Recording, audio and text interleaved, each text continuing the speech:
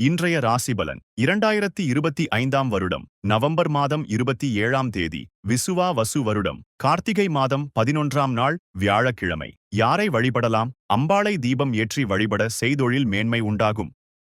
மேஷ ராசி நேயர்களே, பலம் மற்றும் பலவீனங்களை உணர்வீர்கள். சுபகாரிய பேச்சுவார்த்தைகள் சாதகமாகும். புதிய தொழில் சார்ந்த எண்ணங்கள் மேம்படும். திறமைகளை வெளிப்படுத்த வாய்ப்புகள் கிடைக்கும்.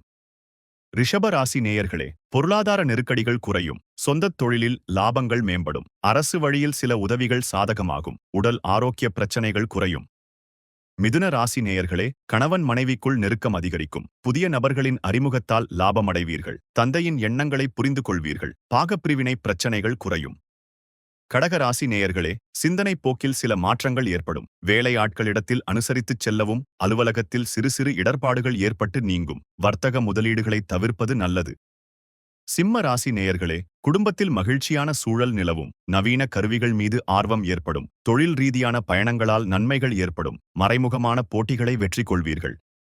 கன்னிராசி நேயர்களே, வரவுகளில் இருந்த இழுபறிகள் மறையும். நெருக்கமானவர்களிடத்தில் இருந்த வேறுபாடுகள் மறையும். வீடு மனை விற்பனையில் லாபம் உண்டாகும். உத்தியோகப் பணிகளில் சில புதிய வாய்ப்புகள் கிடைக்கும்.